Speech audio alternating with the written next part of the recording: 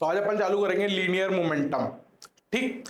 वैसे तो बहुत इंपॉर्टेंट टॉपिक अब अपना चल रहा है और अभी पहले शुरू के कुछ आधा घंटा समथिंग या 15-20 मिनट कॉन्सेप्ट बेस्ड ही रहेंगे, मतलब कॉन्सेप्ट ही सिखाऊंगा। उसके बाद क्वेश्चंस क्वेश्चंस का लेवल इसका कितना भी जा सकता है, मतलब देखना भी धीरे धीरे, है ना। क्वेश्चंस के लेवल बहुत आसानी से, बहुत इजीली टफ क्वेश्चन बनाए जा सकते हैं इस कॉन्सेप्ट पे, ऐसा मेरे को लगता है। ठीक है। अभी तक अपन ने क्या देख लिया कि अगर पॉइंट मास डिस्ट्रीब्यूटेड है, मतलब पॉइंट मास है बहुत सारे, उनका सेंटर मास कैसे निकालना है वो हमको आता है। ठीक है। अगर सिमेट्रिक ऑब्जेक्ट है, उसका सेंटर मास भी ज्योमेट्रिकल सेंटर पे होता है, ये हमको पता है। जिधर हेवियर मास ज्यादा होगा, जिधर का जिस साइड में वजन ज्यादा होगा उस तरफ सेंटर मास खिसकता है, इतना भी हमको पता है। ठीक है। डिस्क रिंग वगैरह के इंटीग्रेशन करके कैसे निकालते हैं तो कॉन्सेप्ट भी पता है, एलिमेंट कैसे तोड़ते हैं वो भी हमने सीख लिया, उससे रिलेटेड कुछ क्वेश्चंस भी अपन ने कल कर लिए थे। आज अपना टॉपिक चालू होगा लीनियर मोमेंटम। ठीक है।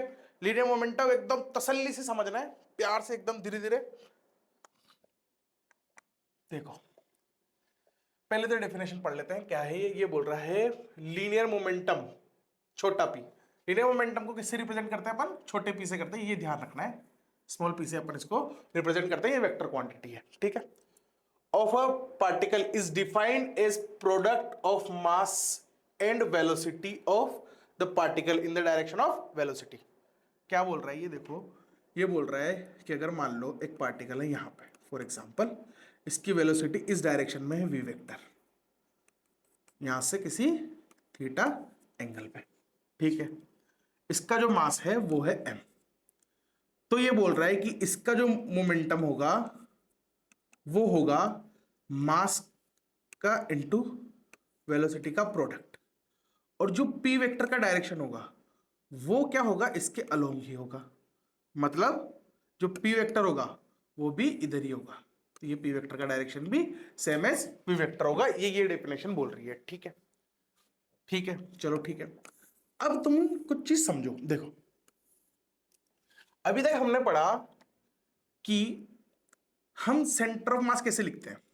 हम सेंटर ऑफ मास लिखते हैं कि X centre of mass is equals to m1x1 plus m2x2 ऐसे so on, divided by total mass जो कि m1 प्लस m2 प्लस ऐसे ये था। ठीक है। अब अगर मैं इसको ऐसे लिख दूं कि differentiation of X centre of mass with respect to dt, तो क्या ये velocity of centre of mass होगा? होगा, सही बात है, बिल्कुल होगा सर, कोई दिक्कत नहीं है। Is equals to, is equals to, इसको मैं ऐसे भी लिख सकता हूं v dx1/dt plus m2 dx2/dt dot dot dot upon, ये तो कांस्टेंट है, m1 plus m2 plus dot dot, ऐसे। ठीक है सर। तो वी सेंटर ऑफ मास ऐसे लिखते हैं। ठीक है भाई, ठीक है भाई। अब अगर मैं लिखूं, अब अगर मैं लिखूं dv centre of mass divided by dt, तो क्या ये acceleration of centre of mass होगा? हाँ होगा, बिल्कुल, इतना आता है ना अपन को, होगा। ये क्या होगा? ये होगा m1, इसको v1 लिख सकता हूं, तो dv1/dt plus m2 dv2/dt divided by m1 plus m2 plus m3। सही है। ये एक्सेलरेशन होता है? हाँ बिल्कुल होता है। तो मैं इसको क्या ऐसे लिख सकता हूं क्या, सेंटर ऑफ मास का acceleration is equals to m1 a1 plus m2 a2 plus dot dot dot dot divided by m1 plus m2 plus m3 and so on. ऐसे लिख सकता हूं? हाँ, लिख तो सकता हूं। क्या ये टोटल मास है क्या? हाँ है, ये टोटल मास है, बिल्कुल सर है टोटल मास। इस टोटल मास को अगर मैं उधर इंटू कर दूं तो मैं लिख सकता हूं m total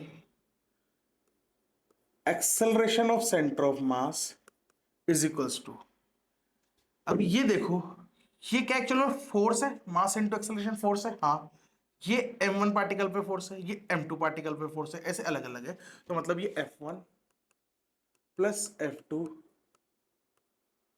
plus f3 and so on है, ठीक है। मतलब कुल मिला के मैं बोल सकता हूं कि जो F नेट है, ये सारे क्या नेट फोर्स है, तो F net force is equals to mt into acceleration. क्या ये सही है क्या बात? हाँ सही है। अब अब तुम इस वाली इक्वेशन को देखो, इस वाली इक्वेशन को और इसको देखो, इन दोनों को देखिए मेरे को ये समझ में आ रहा है कि अगर मैं dp वेक्टर बाई dt करूं तो ये मेरे f के बराबर होगा, f नेट के बराबर होगा, ठीक है। अगर ये p नेट है तो ये f नेट के बराबर होगा। ठीक है सर, यहां तक समझ में आ गया, ये न्यूटन सेकंड लॉ है। ठीक है ठीक है ठीक है ठीक है। अब थोड़ी सी कहानी पलटता हूं, है ना, ये तुम्हें समझ में आ गया ना, यहां तक तुम्हें समझ में आ गया ना, ठीक है ना। ये न्यूटन सेकंड लॉ भी है, न्यूटन सेकंड लॉ में पढ़ते हैं अपन, ये change in momentum is equals to force, ठीक है, वो है। यहां तक हमको समझ में आ गया सर, कोई दिक्कत नहीं है। अब अगर मैं बोलूं कि जो एफ नेट है,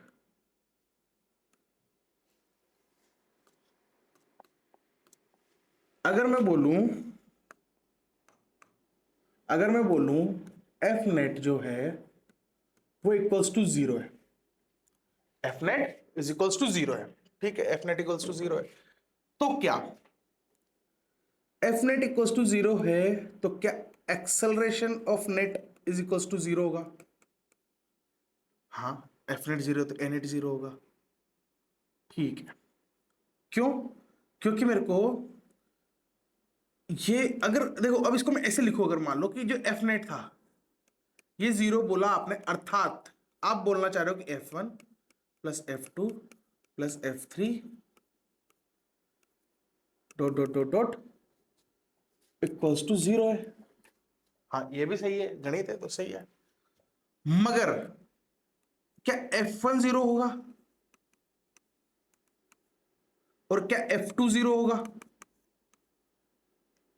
अगर मैं पूछूं कि ये तो बता दिया मैंने कि चलो ये तो जीरो है, ठीक है, चलो ये तो हमको समझ में आ रहा है जीरो, क्या f1 f2 भी जीरो होगा क्या? पक्का नहीं है, मतलब हो भी सकता है और नहीं भी, हो भी सकता है और नहीं भी। क्यों? क्योंकि ऐसा भी तो हो सकता है, ये तो वेक्टर क्वांटिटी है, मान लो ये -1 न्यूटन था और ये 1 न्यूटन था, तब भी तो एफ नेट जीरो आ गया, है कि नहीं है? इसका मतलब ये अगर एफ नेट जीरो है, इसका मतलब ये नहीं है कि जो इंडिविजुअल फोर्सेस हैं वो भी जीरो, मतलब एक बॉडी में अलग अलग जगह पे बहुत सारे पार्टिकल्स को मिला के एक बॉडी बनी हुई है, मान लो बहुत सारे पॉइंट मास को मिला के एक बॉडी बनी है, इस पे अलग फोर्स होगा, इस पे अलग फोर्स होगा, इस पे अलग फोर्स होगा, इस पे अलग फोर्स होगा, इस पे अलग फोर्स होगा, इन सब का जो टोटल है, इन सब का जो टोटल है वो तो जीरो होगा, लेकिन अगर ये दे रखा है इसका मतलब ये नहीं है कि ये सब भी जीरो होंगे, इन सब का रिजल्टेंट जीरो है, पर ये सब जीरो है क्या? नहीं, ठीक है ठीक है ठीक है ठीक है, यहां तक समझ में आ गया, ठीक है। अब थोड़ा सा और कॉम्प्लिकेटेड करते हैं चीजों को, इंपॉर्टेंट कॉन्सेप्ट की तरफ लेके जा रहा हूं, है ना, ध्यान मत भटकाना अपना। अब अगर मैं बोलूं जैसे एफ नेट जीरो था तो क्या एक्सेलरेशन जीरो था क्या? हाँ, अब ये एक्सेलरेशन जीरो था, मतलब ए नेट जीरो है, अर्थात A1 plus A2 plus A3 dot dot dot dot, क्या ये भी जीरो है? हाँ है, तो क्या A1 A2 A3 ये भी जीरो होंगे क्या? सेम एज फोर्स, हो भी सकते हैं और नहीं भी, हो भी सकते हैं और नहीं भी, हो भी सकते हैं और नहीं भी, सेम ऐसा कैसे? ठीक है। अब आ रही काम की बात, अब अगर मैं इसकी जगह वेलोसिटी लिख दूं, अब अगर इसकी जगह मैं वेलोसिटी लिख दूं कि F net equals to 0 implies a net equals to 0 implies v net equals to 0। क्या ये भी सही है क्या? नहीं, बिल्कुल नहीं। हो भी सकता है और नहीं भी। वेलोसिटी 0 हो भी सकती है और नहीं भी। क्यों? देखो एग्जांपल समझो एक। अगर एक्सेलरेशन 0 है तो फोर्स को 0 होना पड़ेगा, जाहिर सी बात है। और फोर्स 0 है तो एक्सेलरेशन 0 होगा ही होगा, ठीक है। मगर मगर फोर्स 0 है तो क्या वेलोसिटी को 0 होना पड़ेगा? कि नहीं, एक पार्टिकल यूनिफॉर्म वेलोसिटी v से जा रहा है और उसकी वेलोसिटी v कांस्टेंट ही है हमेशा। इसका मतलब है कि उस पर एक्सेलरेशन नहीं है। अगर वेलोसिटी कांस्टेंट है इसका मतलब उस पर एक्सेलरेशन नहीं है, और अगर उस पर एक्सेलरेशन नहीं है मतलब उस पर फोर्स नहीं है। तो force equals to 0 implies acceleration equals to 0 implies velocity equals to constant। Velocity constant रहेगी क्योंकि इसको बदलेगा कौन? वेलोसिटी को कौन बदलता है? एक्सेलरेशन। हाँ बिल्कुल सही है। एक्सेलरेशन कब आता है? जब फोर्स होता है। धक्का लगेगा जब तो एक्सेलरेशन आएगा। फोर्स होगा तो एक्सेलरेशन होगा, एक्सेलरेशन होगा तो फोर्स होगा। पर वेलोसिटी ये दोनों अगर 0 है तो वेलोसिटी क्या होगी? कांस्टेंट। कांस्टेंट मतलब 0 भी हो सकती है और 1 2 3 4 5 6 कुछ भी हो सकती है, पर कांस्टेंट वैल्यू रहेगी, वो बदलेगी नहीं। समझ में आ गया? समझ में आ गया? तो अगर ये कांस्टेंट है, और ये कांस्टेंट कब है? जब एफ नेट इक्वल्स टू 0 है। अर्थात अगर मैं बोलूं कि एफ नेट जो है आपका, एफ नेट जो है वो 0 है, तो वेलोसिटी इनिशियल और वेलोसिटी फाइनल सेम होगी। ठीक है, ठीक है, ठीक है, ठीक है, ठीक है, बढ़िया। अब मैंने जब मैं ये बता रहा था ये, तो एक्स सेंटर ऑफ मास की बात कर रहा था। यहां पे एक्स सेंटर ऑफ मास की तो बात कर रहा था, इससे सारी गणित आई थी। तो x centre of mass, x centre of मास अगर एफ नेट 0 है और मैं बोलता हूं कि मास इंटू वेलोसिटी इनिशियल बराबर होगी मास इंटू वेलोसिटी फाइनल। हाँ ठीक है, ये सेंटर ऑफ मास की वेलोसिटी की बात कर रहा हूं, सेंटर ऑफ मास की वेलोसिटी की बात कर रहा हूं, ठीक है। अब अगर मैं इसको ऐसे ही बोल सकता हूं m1v1 plus m2v2 dot dot dot dot, ये इनिशियल वाली फिगर की बात कर रहे हैं, initial is equals to m1v1 plus m2v2 dot dot dot dot, ये फाइनल वाली टर्म की बात कर रहा हूं। ये इक्वल होंगे, कब होंगे? कब होंगे? जब F net equals to 0। F net की बात चल रही है।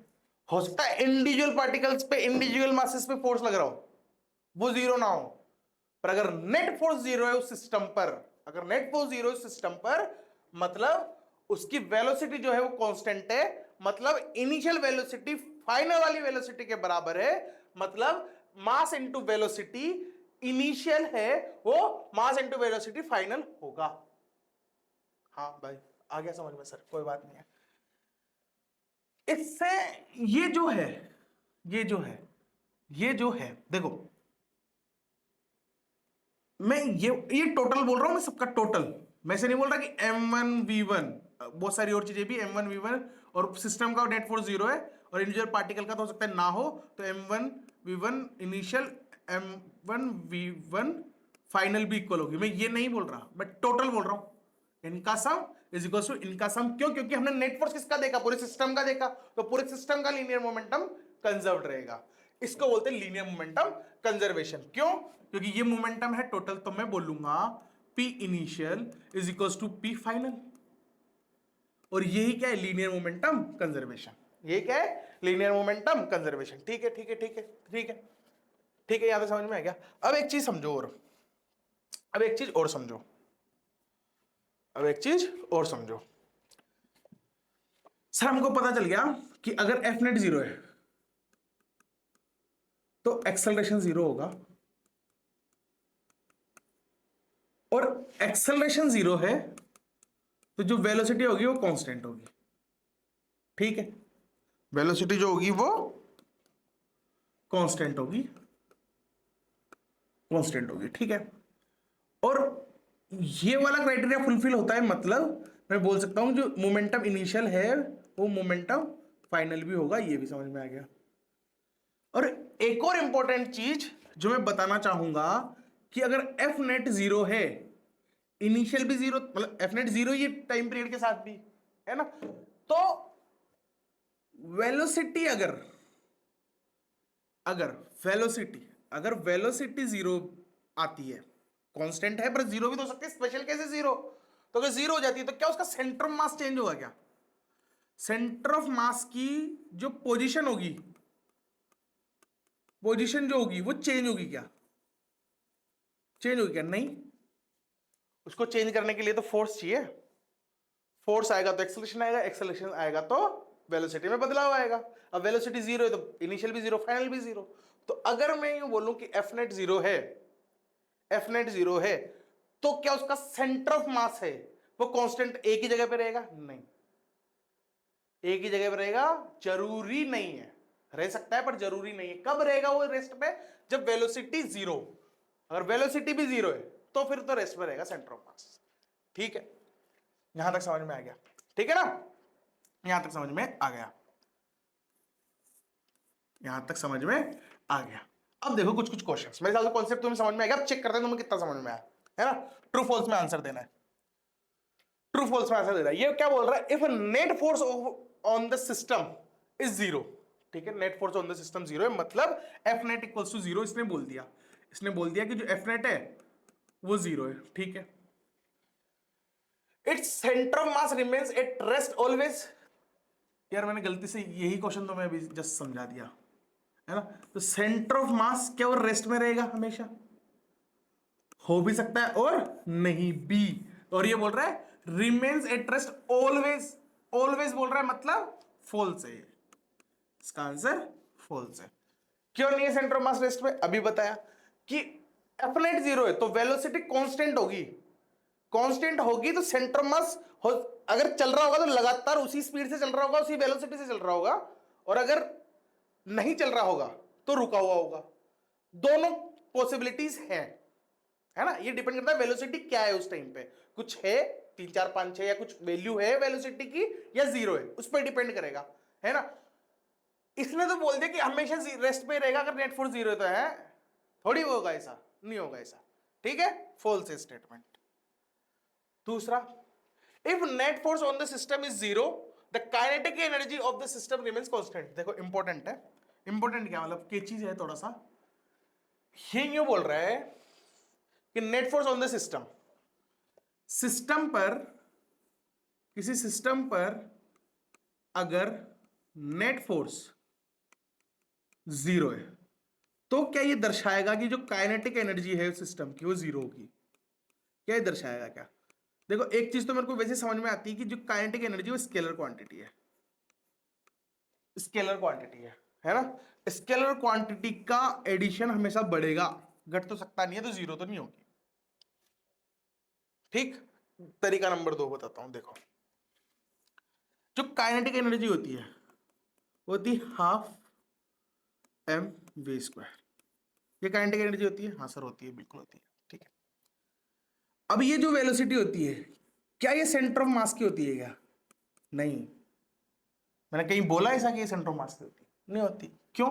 देखो, एक पार्टिकल ये है, इसकी काइनेटिक एनर्जी होगी कुछ, दूसरा है उसकी कुछ और होगी, तीसरा है कुछ और होगी, चौथा है कुछ और होगी, सारी काइनेटिक एनर्जी मिला के नेट काइनेटिक एनर्जी इन सबका सम होगी, है कि नहीं है? तो एक्चुअल में काइनेटिक एनर्जी का सही फॉर्मूला क्या है? काइनेटिक एनर्जी का जो फॉर्मूला है वो है हाफ m1v1 का स्क्वायर प्लस हाफ m2v2 का स्क्वायर डॉट डॉट। ये काइनेटिक एनर्जी होती है। तो मेरे को ये पता है कि एफ नेट 0 है, तो v कांस्टेंट हो सकता है, कांस्टेंट हो सकता है। एफ नेट 0 है सिस्टम पे, तो कांस्टेंट हो सकती है वेलोसिटी टोटल, मतलब v1 plus v2 plus v3, ये कांस्टेंट हो सकता है इनका सम। मगर v1 कांस्टेंट हो, इसकी कोई गारंटी नहीं है, v2 कांस्टेंट हो, इसकी कोई गारंटी नहीं है, v3 भी कांस्टेंट हो, इसकी कोई गारंटी नहीं है।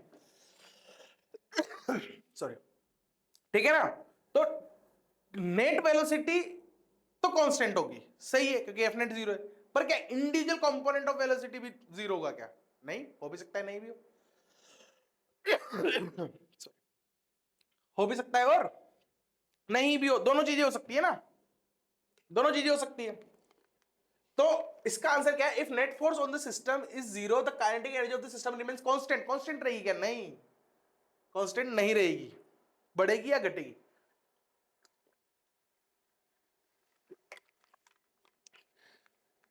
Velocity of centre mass constant रहेगी, पर इंडिविजुअल तो चेंज हो सकती है ड्यू टू इंटरनल फोर्सेस।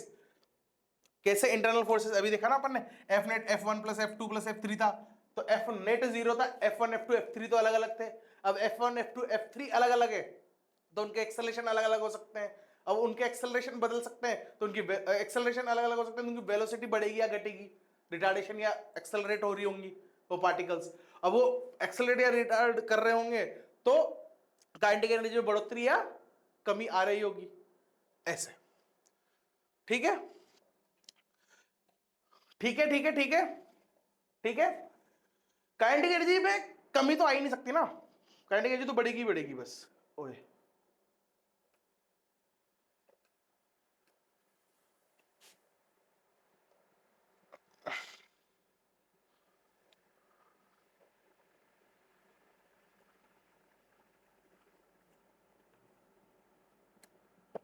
और कैसे सही हो गए? हो गया ना, हो गया ना।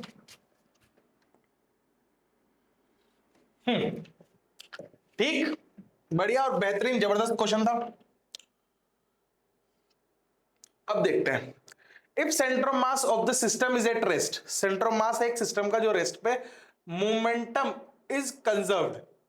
अगर सेंटर ऑफ मास रेस्ट पे है, सेंटर ऑफ मास रेस्ट पे है, तो मैं बोलूंगा कि वी सेंटर ऑफ मास जो है वो 0 है, जब भी तो रेस्ट पे है। और ये 0 है मतलब ये कांस्टेंट है, ये कांस्टेंट है मतलब एक्सेलरेशन 0 है, और एक्सेलरेशन 0 है मतलब फोर्स 0 है।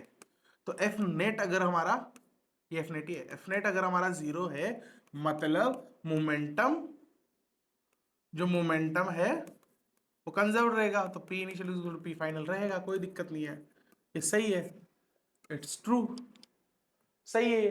ठीक है, आगे देखते हैं। If momentum of the system is conserved, centre of mass is at rest, नहीं, नहीं, क्यों? Momentum of the system is conserved, तो सेंटर ऑफ मास रेस्ट होगा कि नहीं? इसका मतलब तो वेलोसिटी 0 हो गई। ये बोल रहा है जब वेलोसिटी 0 होगी, तो मतलब जब मोमेंटम कंजर्व रहेगा, तो ये वेलोसिटी ऑफ सेंटर ऑफ मास हमेशा 0 होगी? नहीं, कांस्टेंट रहेगी तब भी मोमेंटम कंजर्व रहेगा, कांस्टेंट रहेगी तब भी मोमेंटम कंजर्व रहेगा। ठीक है ना? चलो, चलो, ये क्वेश्चन है, अ मैन गोलू, कौन बना रहा है पीपीटी आजकल? A man Golu of mass 100 kg। अबे मेरे बारे में बात कर रहे हैं क्या?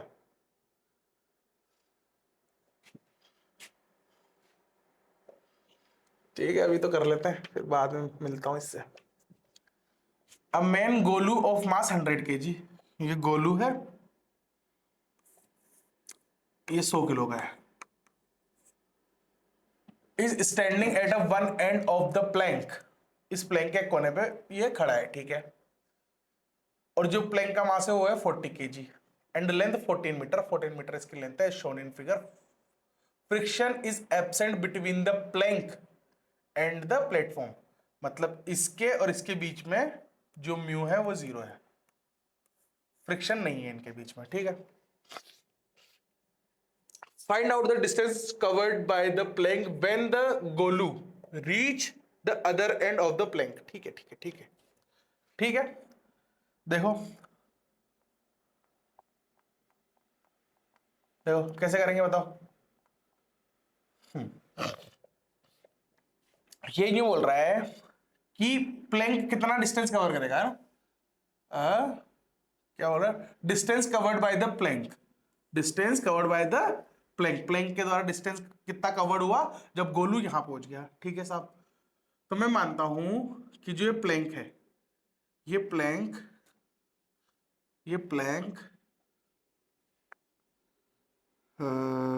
शेप ही नहीं है ऐसी, तो है तो सही ये रही। इसको लेते हैं और इसको बनाते हैं। ये मान लो प्लैंक यहां आ गया, ठीक, प्लैंक यहां पे आ गया, चलो कोई दिक्कत नहीं है। और ये गोलू जो था वो यहां आ गया कोने पे, ये गोलू यहां पहुंच गया। तो प्लैंक इतना आगे खिसक चुका है जो कि x है, प्लैंक इतना आगे खिसक चुका है जो कि x है। और जो ये दूरी है, गोलू कितना चला, गोलू यहां पे खड़ा था पहले इस लेवल पे और गोलू यहां पे आ गया, तो ये जितना चला 14 - x चला होगा भाई, ये तो जाहिर सी बात है। ठीक है ठीक है ठीक है ठीक है। अब देखो, अभी जस्ट हमने पढ़ा क्या कि अगर एफ नेट 0 है, अगर एफ नेट 0 है, मतलब जो वेलोसिटी है ये या तो 0 होगी या कांस्टेंट होगी। मतलब 0 भी एक कांस्टेंट ही है, तो मैं इसको बोलता हूं कि वेलोसिटी ऑफ सेंटर मास जो हैगी वो कांस्टेंट होगी। अब इनिशियली जब ये इनको क्वेश्चन बता रहा है तो क्या इनमें से कुछ चल रहा है क्या, मतलब ये जो सिस्टम है ये आगे बढ़ रहा है क्या इनिशियली? नहीं, ये रेस्ट पे है, ये रेस्ट पे है, तो रेस्ट पे मतलब v centre of mass initial 0 है और एफ नेट तो 0 है ही सिस्टम पे, कोई बाहर से फोर्स लग नहीं रहा ना। ये गोलू प्लस प्लैंक मिला के तो एक सिस्टम बना हुआ है, बाहर से फोर्स लग नहीं रहा, एफ नेट 0 है, मतलब मोमेंटम कंजर्व रहेगा। तो वेलोसिटी ऑफ सेंटर ऑफ मास बाद में भी 0 रहेगी। इसका मतलब जो सेंटर ऑफ मास का एक्स कोऑर्डिनेट है, एक्स और वाई कोऑर्डिनेट दोनों, मैं एक्स कोऑर्डिनेट की बात कर रहा हूं यहां पे, तो एक्स सेंटर ऑफ मास जो होगा वो चेंज, इसमें जो चेंज होगा, इसमें जो बदलाव होगा वो 0 होगा, है ना? चेंज इन सेंटर ऑफ मास 0 होगा। तो क्या मैं बोल सकता हूं, अपन ऐसे क्वेश्चन किए भी हैं कि चेंज इन सेंटर ऑफ मास अगर 0 है तो m1 चेंज इन x1 प्लस m2 चेंज इन x2, ऐसे क्वेश्चन करें भाई, लेक्चर 1 देख के आओ अगर तुम्हें डाउट आ रहा है तो, plus m1 plus m2 plus dot dot dot mn, जितने भी हैं ये मासेस का सम तो 0 होने से रहा, तो इनको 0 होना पड़ेगा। मतलब मैं बोल सकता हूं m1 change in position of m1 plus m2 change in position of x2 dot dot dot equals to 0 होगा। ये समझ में आ गया, तो क्वेश्चन एक लाइन का बच्चा है, ठीक है। चलो साहब, तो मैं क्या लिखूंगा, गोलू की बात करूं, गोलू है 100 किलो का, 100 किलो, इसकी पोजीशन में बदलाव आया 14 - x, और ये गोलू किस तरफ चला, इस तरफ, मैं इस डायरेक्शन को पॉजिटिव मान रहा हूं, ठीक, इस डायरेक्शन को मैं पॉजिटिव मान रहा हूं, ठीक है। प्लस प्लैंक जो कि 40 किलो का है और ये उधर चला x, तो -x चला, इक्वल्स टू 0। यहां तक समझ में आ रहा है क्या? आसान है, कोई दिक्कत वाली बात नहीं है मेरे हिसाब से। तो ये माइनस है, इसको ऐसे ले जाऊंगा तो मैं इसको ऐसे लिखता हूं 40x is equals to 1400 minus 100x, ठीक, ठीक है। उधर जाएगा प्लस हो जाएगा, तो 100 में 40 जोड़े तो 140x, 140x is equals to 1400, x is equals to 10 metre. अगर मीटर में बात हो रही हो तो, हाँ मीटर में बात हो रही है तो 10 मीटर, ये आंसर है, ये आंसर है, ठीक है। आसान था, आसान था, कोई दिक्कत नहीं है इसमें। ये वाली चीज समझ में आनी चाहिए, ये वाली लेक्चर 1 में समझा था बहुत अच्छे से, डिटेल बढ़िया अच्छे तरीके से, है ना? कैसे समझाया था? हमने बोला था अगर चेंज जब भी इनिशियल और फाइनल सेम हो रहे होते हैं तो हम बोलते हैं उनका डिफरेंशिएशन जीरो होगा, मतलब चेंज इन सेंटर ऑफ मास या चेंज इन जो भी चीज की बात कर रहे हैं वो इनिशियल फाइनल जीरो, तो उसका चेंज जीरो होगा। और ये चेंज जीरो होगा तो फॉर्मूला था हमारा x centre of mass is equals to m1x1 plus m2x2 dot dot dot upon m1 plus m2 dot dot dot, ये था। तो मैंने बोला था कि dx centre of mass by dt कर दो या कुछ भी कर दो, ये जीरो है, तो मैं बोलूंगा m into change in x, मतलब चेंज की बात कर रहा हूं ना, टाइम के साथ किसके साथ भी डिफरेंशिएट करोगे जीरो ही आएगा, है ना। तो चेंज इन ये जीरो है x, तो इनका सबका चेंज का भी टोटल जीरो ही आएगा, divide by m1 plus m2 plus m3, और इसको जीरो कर दो। तो इसके बाद ये क्वेश्चन आएगा, ये तो जीरो होने से रहा, तो ये जीरो होगा, तो इस पूरे को जीरो कर दो। आंसर आपकी नजरों के सामने। ठीक है, ठीक है, आगे बढ़े, चलो दूसरा क्वेश्चन।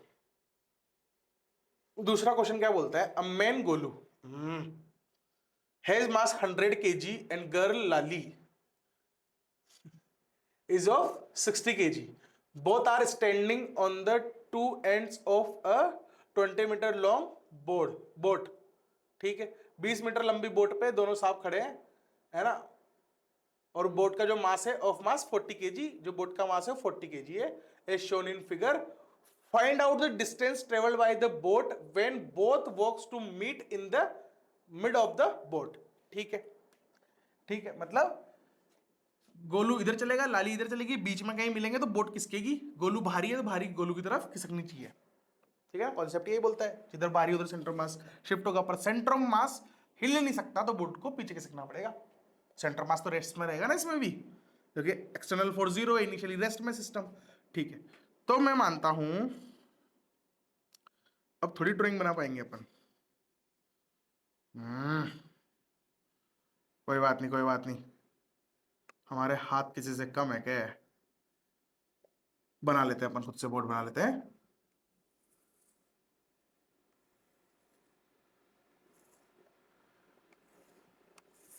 मजाक कोई नहीं उड़ाएगा, ठीक है ना। ये दोनों बोट इधर किसकी, और ये दोनों कहां जाके मिले, यहां बीच में कहीं मिले। इसको थोड़ा सा सुंदर बनाते हैं। सुंदर क्या, इसको थोड़ा पीछे शिफ्ट करते हैं पहले तो।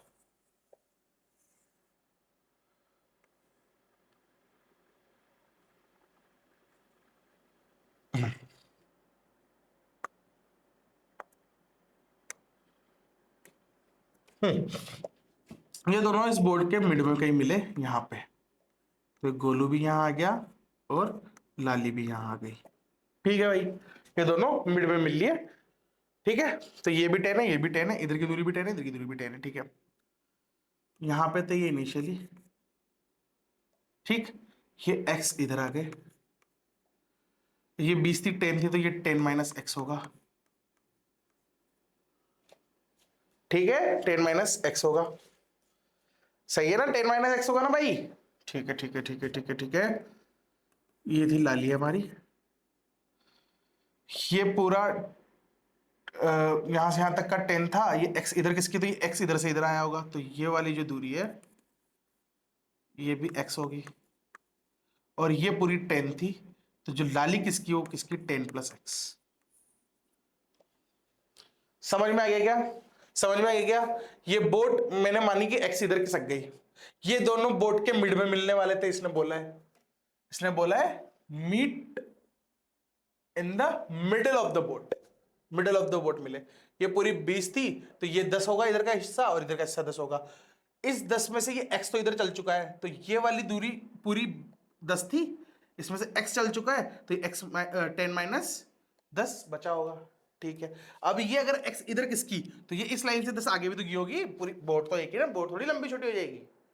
ठीक है, तो x इधर किसका होगा, तो ये दूरी x है, और मेरे को पता है ये मिड पॉइंट से लेके इस पॉइंट तक की दूरी तो 10 है, क्योंकि टोटल 20 थी, मिड में मिले हुए हैं, ये 10 थी, और ये x और इधर आ गई, तो 10 प्लस x इधर चल ली। ठीक, चलो चलो साहब, यहां तक समझ में आ गया, ठीक है ना, यहां तक समझ में आ गया। चलो सॉल्व करो। गोलू की बात करूं, मैं इस डायरेक्शन को अगेन पॉजिटिव मानूंगा। ठीक, गोलू की मैं बात करूं तो गोलू चला, गोलू वजन कितना है गोलू का इस बार, पतला नहीं होएगा ये, 100 किलो का गोलू 10 माइनस एक्स चला पॉजिटिव डायरेक्शन में, प्लस 40 किलो की बोट एक्स चली नेगेटिव डायरेक्शन में, प्लस 60 किलो की लाली चली 10 प्लस एक्स नेगेटिव डायरेक्शन में। तो मैं इसको प्लस को माइनस लिख दूं, मैं प्लस को माइनस लिख दूं,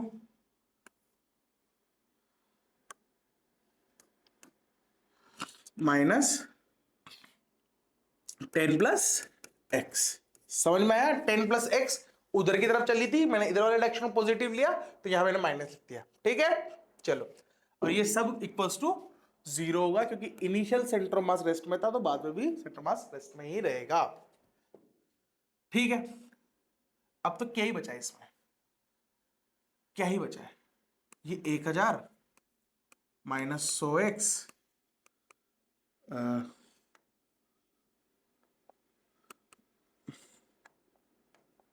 माइनस 40x माइनस 600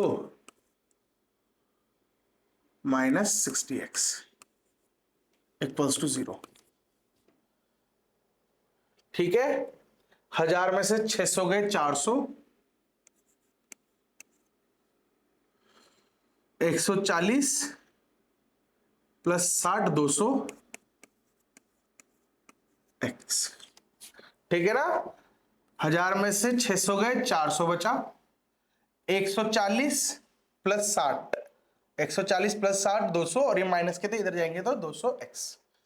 ये 2 जीरो इस 2 को काटेगा, ये 2 इसको काट देगा, 2 बार में एक्स आएगा 2, एक्स आएगा 2। ठीक, ठीक है, कोई समस्या कोई दिक्कत? बढ़िया, आसान चल रहा है, सब कुछ आसान लग रहा है। ठीक है, आगे देखते हैं। A boy Golu has mass 100 kg. He is standing on at a one end of the boat of the length 20 meter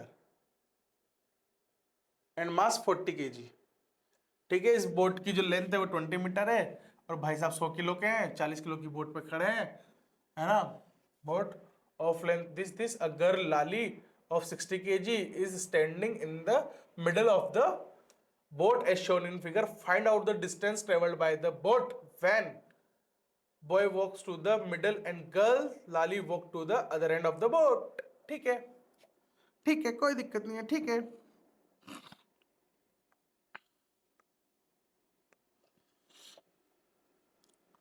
तो वापस से बोट थोड़ी इधर खिसका देते हैं। इतनी गंदी बोट मत बनाया करो सर, बनाऊंगा मैं तो।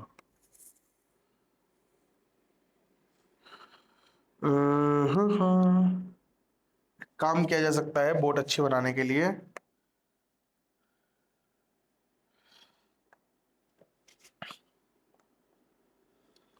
वो काम है ये,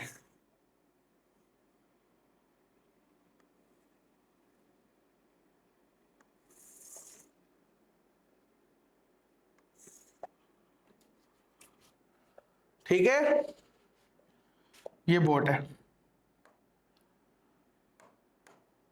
ये बोट है, ये दोनों आके मिडिल में मिल लिया वापस से। सॉरी, गोलू जो है, गोलू वो बोट के मिड में आ गया, ये गोलू साहब हमारे ये बोट के मिड में आ गए। ठीक है, और जो लाली बाई है वो आ गई यहाँ पे, ये लाली यहाँ पे आ गई। ठीक है, अब अगर मैं बोलूं कि बोट एक्स इधर आ गई, 20 थी मिडिल में है, 10 10 होगा तो 10 माइनस एक्स वापिस से ये वाली दूरी,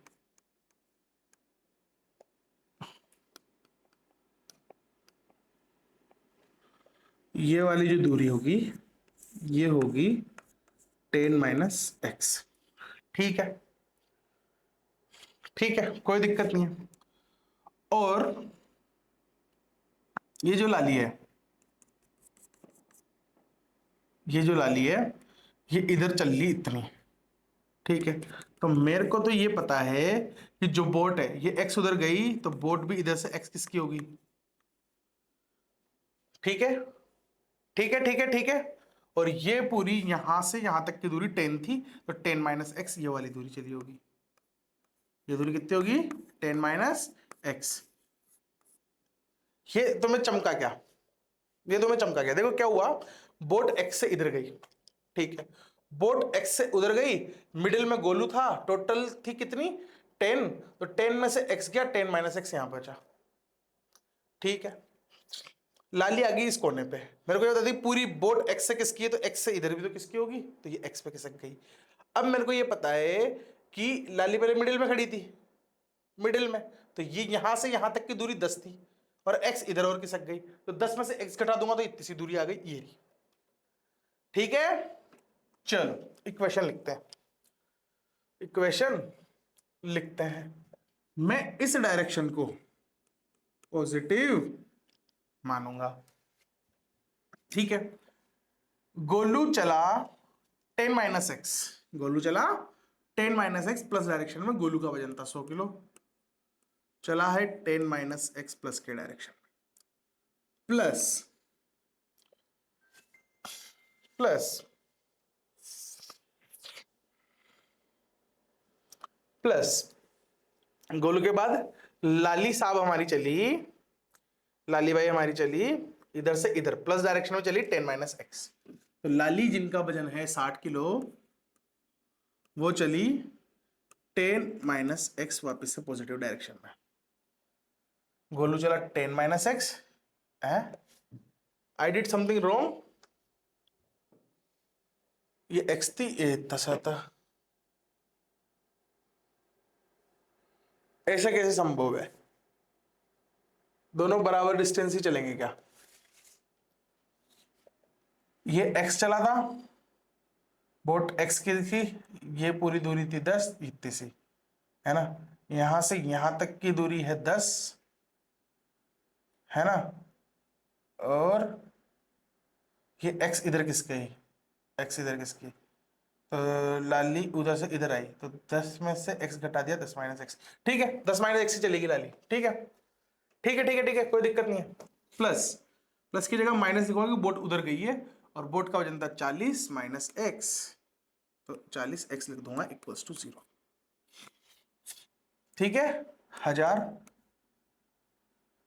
minus x plus 600 minus 60x minus 40x equals to 0।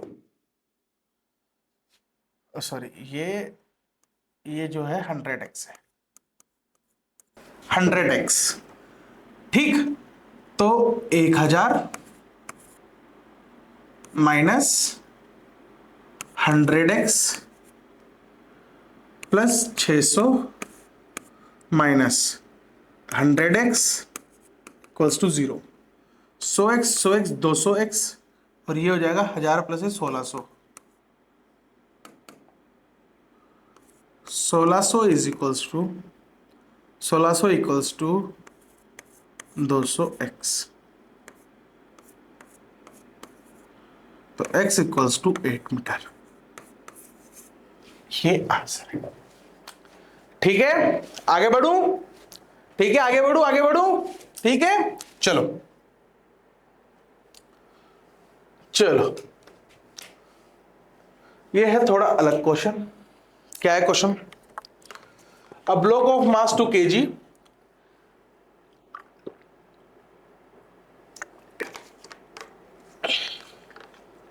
a block of mass 2 kg is kept on a wedge of mass 8 kilo है, of mass 8 kg, यहां 5 kg लिखा है, एंड बेस 10 मीटर। अपन इसको 5 kg मान के कर लेते हैं, अपन इसको 5 kg मान के चल लेते हैं, तो इसको 5 बोल देते हैं, पर 5, इसको अपन 5 बोल देते हैं, क्वेश्चन में करेक्शन कर लेना, है ना।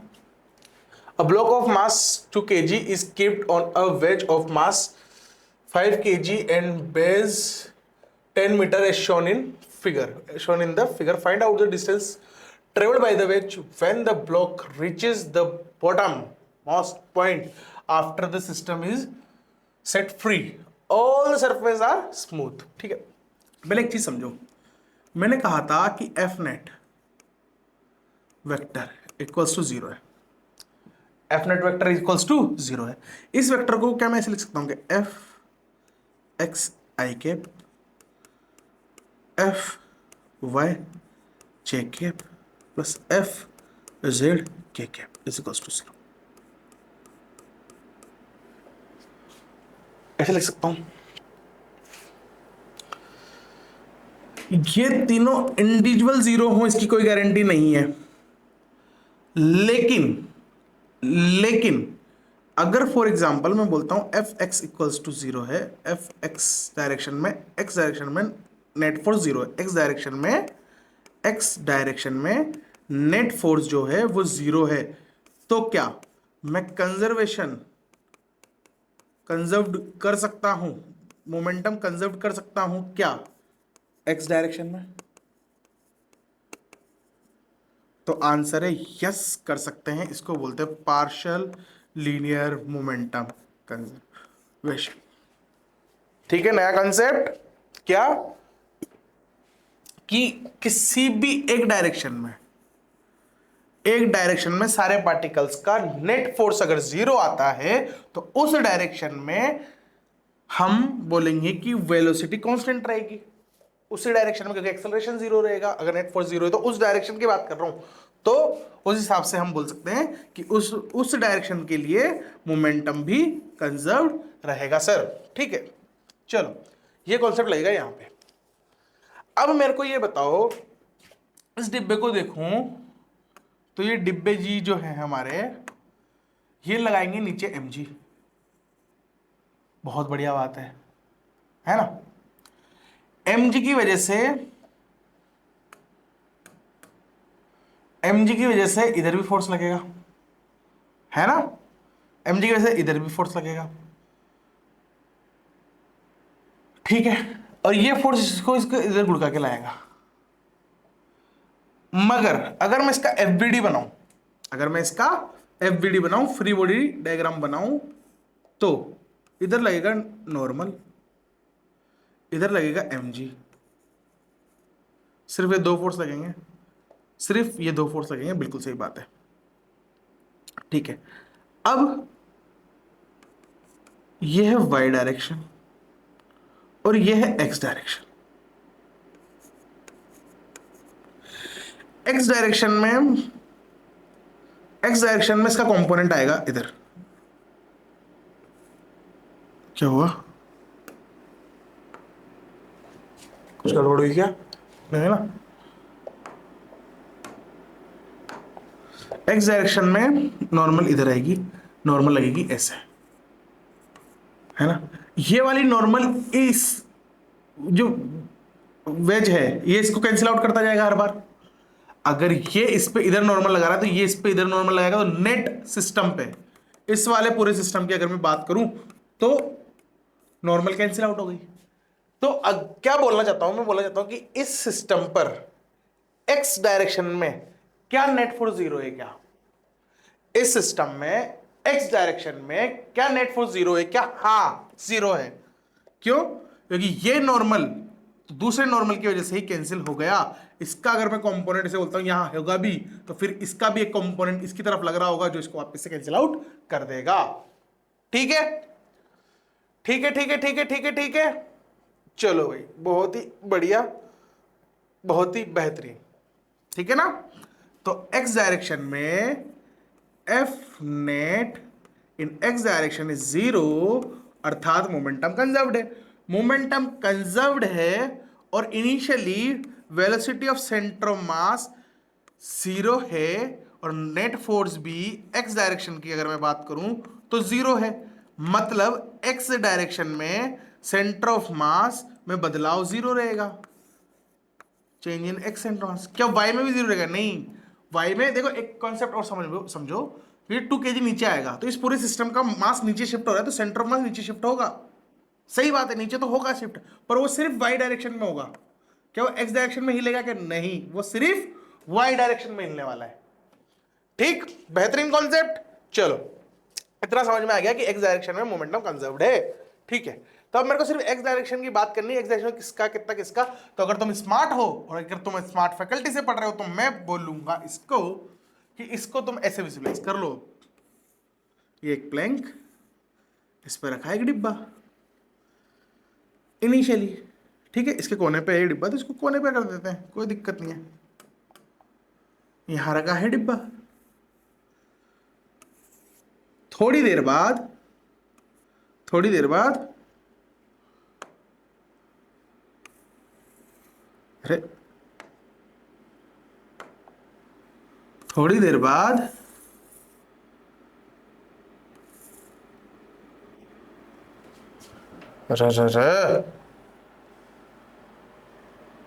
ताप परेशानी वाला जीवन है।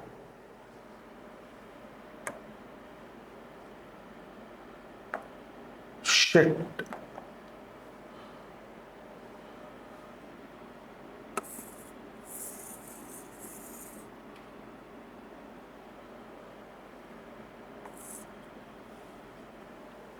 अरे यार,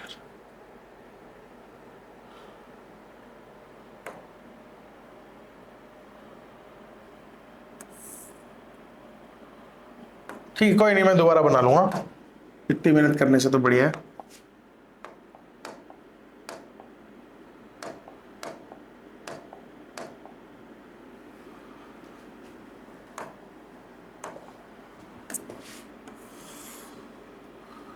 मैं बोलूंगा इस प्लैंक को बना लो ऐसे, यहाँ पे डिब्बा है, थोड़ी टाइम बाद ये प्लैंक पीछे किसका होगा?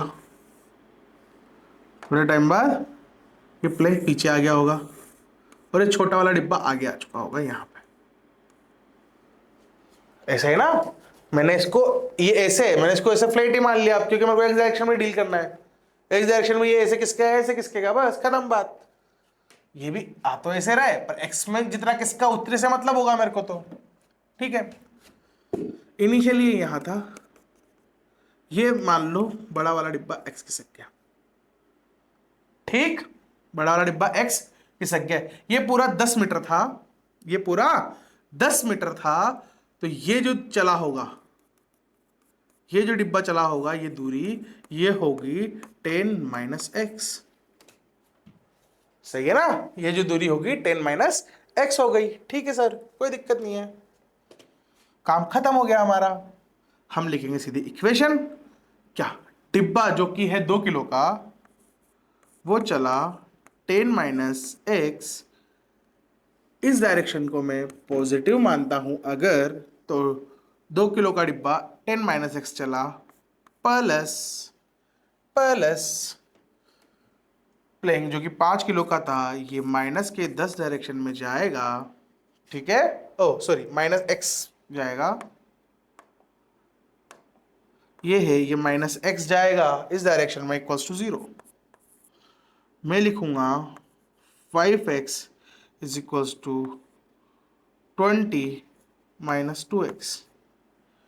ये 2 उधर जाएगा तो ये 7x बनाएगा इसको, 7x इज इक्वल्स टू 20। इस 20 को x को मैं लिखूंगा 20/7। ये आंसर है, ये आंसर है। सही है, कुछ गड़बड़ करी क्या? नहीं करी। ये 5x आ गया, ये 20 माइनस 2x, तो 20 माइनस 2x ये रहा, ये 2x उधर गया, 5 6 7 होता है ये, 7x is equals to 20, 20/7 is equals to x। ठीक है, ठीक है, 5 लेके चल रहे थे, क्वेश्चन में 8 दिया था, क्वेश्चन में 8 दिया था। ठीक है, ठीक है साहब, अगर मैं इसको 8 लेता तो आंसर और आसान आता, मतलब क्वेश्चन में जो लिखा है वहां 8 सही है, डायग्राम में गलती है, ये 5 नहीं है 8 है। बाकी ठीक है, कोई दिक्कत नहीं है, हमने कर लिया सॉल्व, हमें पता है हमने सही किया है। ठीक है, ठीक है, नेक्स्ट क्वेश्चन पे चले, चले नेक्स्ट क्वेश्चन पे, चलो नेक्स्ट क्वेश्चन पे चलते हैं।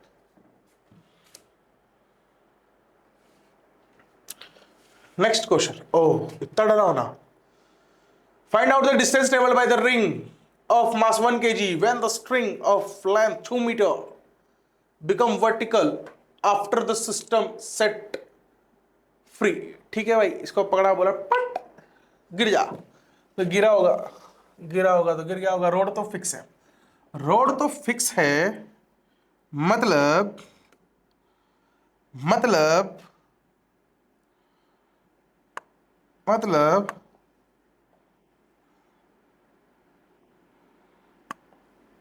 ये रोड तो यही होगी, और जो रिंग है, वो यहां कहीं आ गई होगी। ये लो, और रिंग यहां पे आने के बाद तुम्हारा मास्टर सारी कलाकारियां बताएगा। ये मास यहां आ गया होगा, ठीक, ये लो, ऐसे हुआ होगा। तो मैं मानता हूं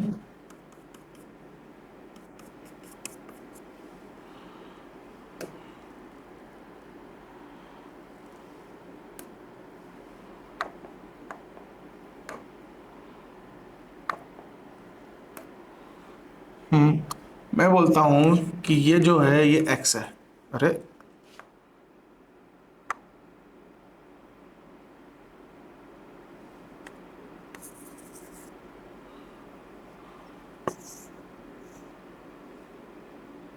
मैंने मार्कर तो चेंज किया था जानबूझ के भाई, इतना गंदा हो जाएगा ये नहीं पता था।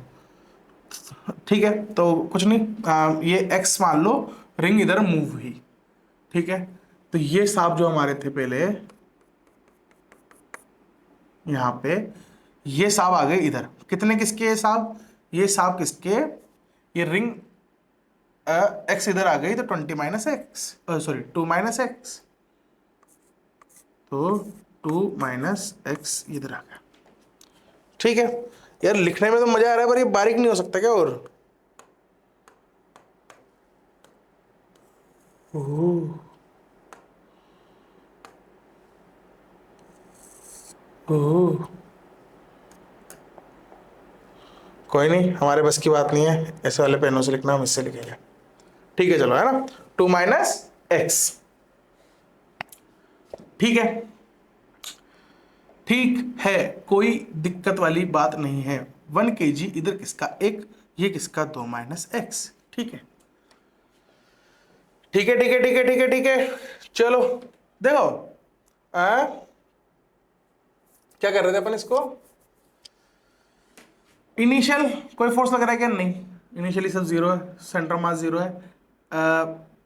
इसमें एक्स डायरेक्शन में बात करूँ तो कोई नेट फोर्स नहीं लगेगा, इसमें mg लगेगा, नीचे लगेगा, पर ऊपर कोई फोर्स नहीं लगेगा, इस तरह कोई फोर्स लगेगा। एफबीडी बनाऊं, अगर एफबीडी बनाऊं तो तुम बोलोगे सर किसी टाइम पे तो ये किसी टाइम पे तो ये स्ट्रिंग जो होगी सर, ये ऐसे किसी एंगल पे होगी, सही है ना? ऐसा डाउट आना चाहिए यार, इसी एंगल पे होगी, तो इस पर टेंशन लगेगा टी पर। क्या वो टेंशन आपस में कैंसिल आउट हो रहे होंगे क्या?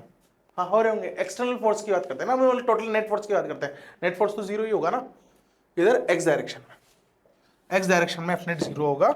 ये हमको समझ में आ गया सर, आपने हमको समझा दिया, भला हो आपका। ठीक है, ठीक है, कोई दिक्कत नहीं है। तो मैं लिखूंगा 1 किलो, इस डायरेक्शन को अगर मैं पॉजिटिव मान लूं, तो जो 1 kg है, कहाँ गया 1 kg? 1 kg कहाँ है 1 kg? ये है 1 kg, है ना? इसका मास नहीं दे रखा है क्या? इसमें दे रखा है ना, ये रहा 1 kg। 1 kg चला x, तो 1 kg चले हमारे x माइनस, ये इधर चल रहा है उल्टे में, तो मैं माइनस लिख रहा हूँ सीधा। 2 किलो जो हमारा चला, वो चला 2 minus x is equals to 0। तो मैं लिखूंगा x is equals to 4 minus 2x, उधर जाएगा तो 3x is equals to 4, x आएगा 4/3। खत्म। दिखने में तो ऐसा था कि प्राण निकल जाए बाहर, और सोल्व करने में एक लाइन का भी नहीं है। कोई नहीं, नेक्स्ट देखते हैं, ये थोड़ा अच्छा लग रहा है। क्या है? Find out the distance travelled by the ring of mass 1 kg when the string of length 5 metre makes an angle 53 degree with the horizontal after system get set free. हाँ, कोई बात नहीं।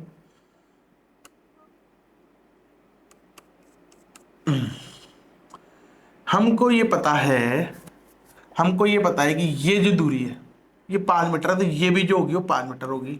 लेंथ तो फिक्स ही है ना, length थोड़ी कम ज्यादा हो जाएगी, लेंथ थोड़ी कम ज्यादा हो जाएगी। तो ये 4 होगा और ये वाली दूरी होगी 3। सर कैसे चमत्कारी कैसे लिख दिया? अरे ये ट्रायंगल याद होना चाहिए था ना, मैंने फर्स्ट क्लास में बताया था, है ना? वही है। ठीक है, लेक्चर 1 देखो, किसी को ये नहीं पता तो चलो ठीक है, ठीक है, ठीक है, ठीक है, ठीक है, ठीक है, कोई बात नहीं, ठीक है, सब सेट है। ये दूरी 3 है, ये 5 है, तो ये 2 चला होगा, ये 2 चला होगा। तो क्या पूछ रहा है ये? Find out the distance travel by the ring. तो रिंग कितनी चली होगी जब 53 हो गया होगा? तो मैं मानता हूं, देखो ये डायग्राम में थोड़ी सी मिस्टेक है शायद, या नहीं होगी, पर है वैसे तो। क्या है, क्या बोलना चाहते हो सर आप हमको? मैं ये बोलना चाहता हूं कि रिंग पहले यहां कहीं थी जब वो हॉरिजॉन्टल था, फिर ये गिरा तो रिंग यहां कहीं आ गई होगी और इसने एंगल बना लिया होगा 53। ठीक है, ये जो दूरी है ये 5 मीटर थी, है ना? क्वेश्चन में गड़बड़ दे रखी है ना, यहां से 5 दे रखी है, यहां से 5 नहीं है। ठीक है, ठीक है, ठीक है, ठीक है, ठीक है, ठीक है, ठीक है, ठीक है, ठीक है, चलो चलो देखो, मान लेते हैं ये x की संज्ञा, ये x की संज्ञा, और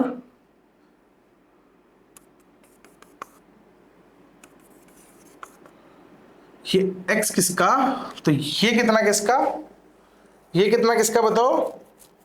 अगर ये x किसका, अगर ये x किसका, और ये पूरी दूरी, ये पूरी दूरी 5 थी, अच्छा लिख दिया मैंने, ये पूरी दूरी 5 थी, तो मैं, ये वाली दूरी कितनी है, ये वाली दूरी कितनी है, 3 है, तो मैं बोलूंगा 5 में से ये वाली जो दूरी होगी ये होगी 5 में से मैं माइनस करूंगा x+3 को।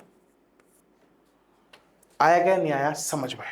देखो यहां से लेके यहां तक की दूरी 5 थी, जब ये 53 का एंगल बनाएगा तो कुछ रिंग आगे किसकी होगी, ये गोला पीछे आया होगा।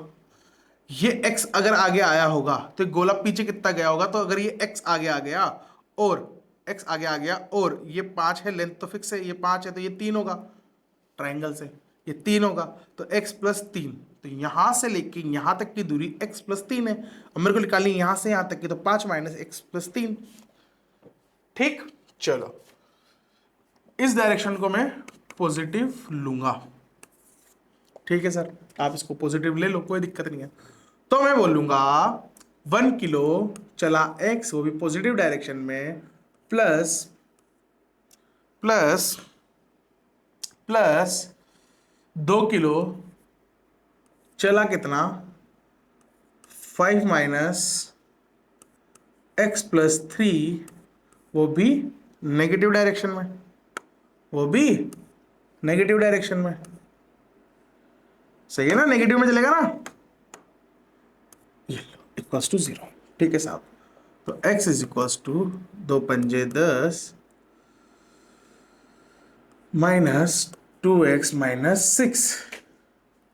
सही है, 10 में से 6 गया, 4 - 2x is equals to x, ये इधर जाएगा तो 3x is equals to 4, x is equals to 4/3। Has proved, solved. ठीक है, ठीक है, ठीक है, ठीक है, ठीक है, ठीक है, ठीक है, हो गया। चलो अभी कुछ बचा है क्या? ये लास्ट क्वेश्चन था। अब कल अपन बॉम्ब क्वेश्चंस करेंगे, बॉम्ब, बॉम्ब फट गया तो क्या होगा, वो वाले। ठीक है, कल बॉम्ब क्वेश्चन करेंगे। आज के लिए इतना बहुत है, थक चुका हूं मैं, आज का इतना बहुत है।